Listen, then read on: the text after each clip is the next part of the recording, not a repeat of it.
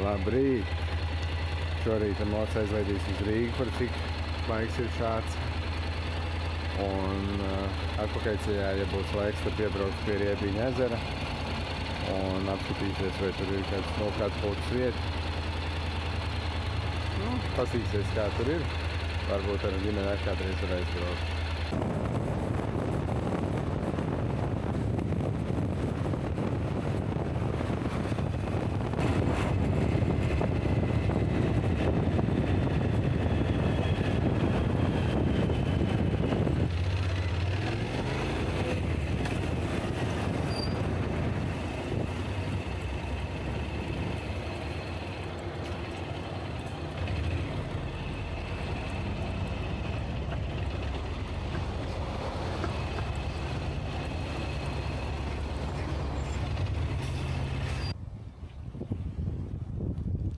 Šitā izstās Riebiņu ezers.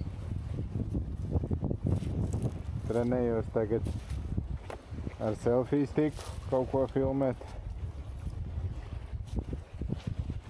Atpūtas vieta ir, protams, laba. Tā, tad iekārtot. Pat ģērbtuvi ir. Bet, droši vien sezonā jau silts, tad tikt ir neiespējami. Pabraukšu vēl ap krastu. Tur varētu būt vēl kaut kādas līdzīgas vietas, lai gan izstāst, ka tur ir jau kaut kādas atpūtas mājas.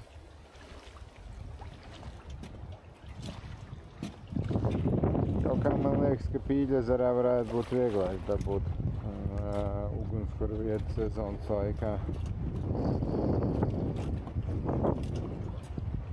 Bet tā tad tas ūdens izstās tīrs. Tas ir sekls arī diezgan ilgi. Priekš maziem bērniem gan tomēr droši vien bišķi.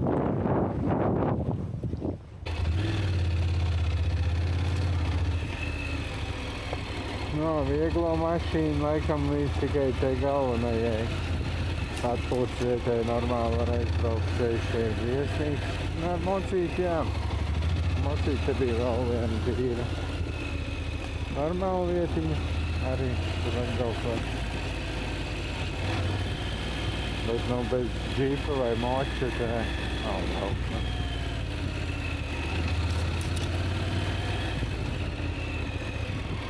Un kārtīgs džipa. Jā, ir arī vēl šeit. Īstenībā ir smuks vietas. Varbūt, ka patiesībā tas, ka vajag džipu, var pat būt, var palīdzēt tikt te klāt. Labi, vienīgi es nezinu, kā te peldēt. Gan jau, ka ieiet var, bet visādi citādi izstās ritīgi labi. Bet, jā, ar sīkiem te neatbrauks ar vieglo mašīnu. Es izņēmu mikrofonu no ģivers, jo, jā, vēl viena laba vieta.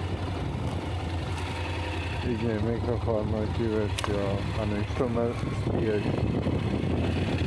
Vai jādomās risinājumi, jo es vismāk vajadzēs labaliem mikrofonu tikai tādu kvalitatīvu. Iebraucam mocīti atbraukt te autostāvs, teiksim, nolikt pa nākt tritīkarni. Jā, daudz atpūtas vietu. Man liekas, ka 10 jau varētu būt grūti pateikt. Jā, un grozies, kā grib atkal aizsartapies mežā. Un tas droši vien norāda uz to, ka adventure motociklos man ir vajadzīgs. Vismaz adventures, ja ne dual sports. Tad adventures.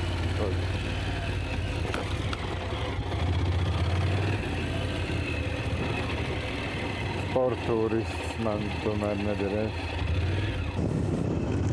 Katrā ziņā maršrutu šodien es esmu izvēlējies ritīgi labu. Pa šajien braukt ritīgi smuki.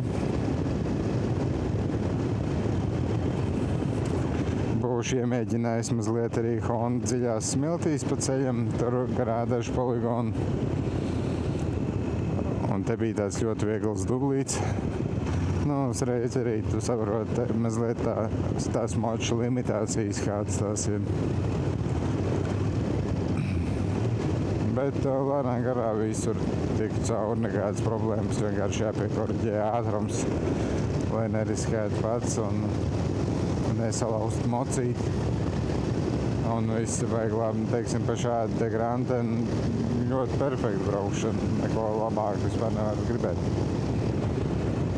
Stabils, jaudīgs.